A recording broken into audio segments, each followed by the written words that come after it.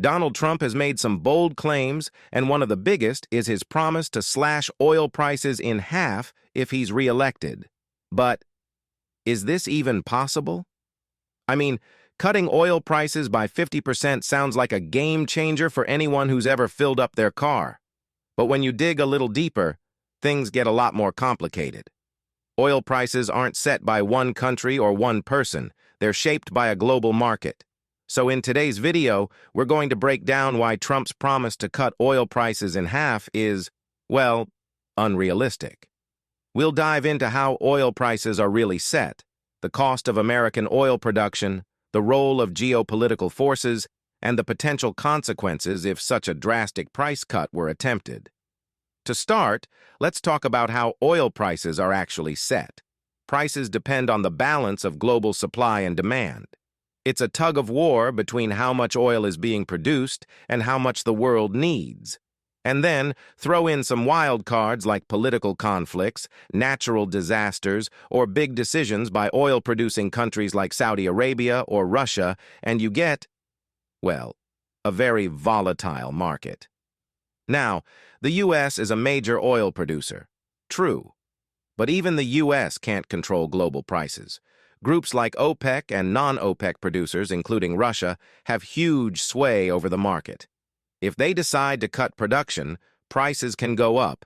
If they pump more, prices can drop. It's not something the U.S. government can just dictate. But it's not just supply and demand. Oil markets are also impacted by something called speculation. Traders make bets on where oil prices are headed, and these bets can cause prices to spike or fall based on rumors or news events, even if the actual supply of oil doesn't change that much. So, to think that any U.S. president could single-handedly cut oil prices in half ignores just how complex and interconnected the oil market really is. All right, let's talk about U.S. oil production, because this is where Trump's claim really starts to fall apart. You see, it's not enough to just pump more oil. The cost of producing oil in the U.S. is much higher than in places like Saudi Arabia. This brings us to something called the break-even price. Basically, the minimum price oil companies need to make a profit. On-screen graphic. A visual of an oil barrel with $50 labeled as the break-even price. In the U.S., the average break-even price for shale oil, what we get through fracking, is somewhere between $45 and $55 per barrel. That means if oil prices fall below this, U.S. producers start losing money. Companies shut down, jobs disappear, and production slows. Now think about this. If Trump somehow cut oil prices to $40 or lower, a lot of U.S. oil companies wouldn't be able to stay in business. We've seen this before, like in 2014 when oil prices crashed, leading to bankruptcies and job losses across the industry. Plus, even if we ramp up production, U.S. oil is still sold on the global market, where prices are determined by global events, something Trump can't control. So having oil prices? That's not just unlikely. It could wreck parts of the U.S. oil industry. Okay, so what about government intervention? Can presidents really control oil prices? Historically, the answer is no. Let's look at a few examples. Reagan lifted oil price controls in the 1980s, and while this did increase U.S. production, global market forces still dictated prices. Then there's George W. Bush, who oversaw a massive increase in U.S. oil production during the fracking boom. But did prices drop? Not really. In fact, oil prices hit all-time highs during his second term. And Trump himself?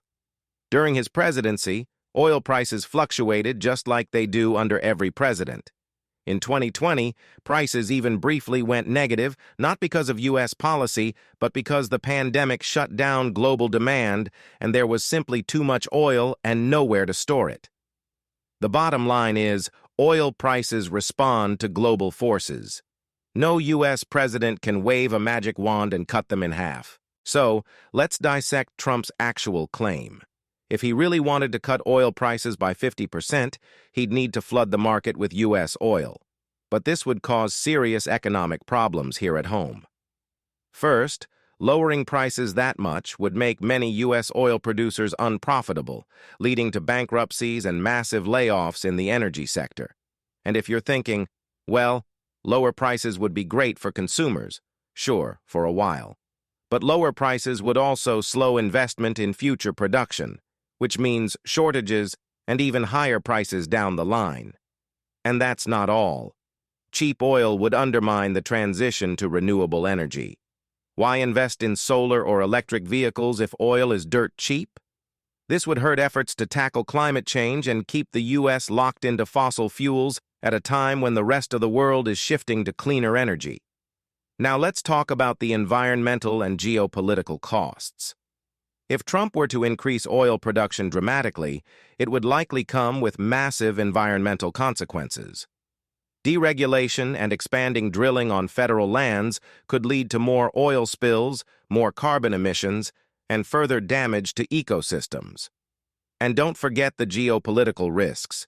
If the U.S. floods the oil market and prices collapse, it could anger key oil-producing countries like Russia and Saudi Arabia, whose economies rely heavily on oil exports.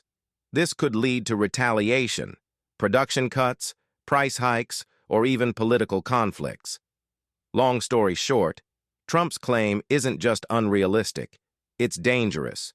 The U.S. can't control global oil prices, and trying to force them down would have serious environmental, economic, and geopolitical consequences. So, can Trump really cut oil prices in half? Number. It's an oversimplification of a highly complex global system. Oil prices are shaped by forces beyond any one country's control. Supply and demand, geopolitical tensions, production costs, and speculation all play a role. While cheaper oil sounds good, the reality is that such a drastic cut could destroy parts of the U.S. oil industry, hurt the environment, and destabilize global markets. And in the long run, that's not good for anyone. If you found this video helpful, be sure to give it a thumbs up, and don't forget to subscribe for more deep dives into complex economic and political issues. Thanks for watching, and I'll see you next time.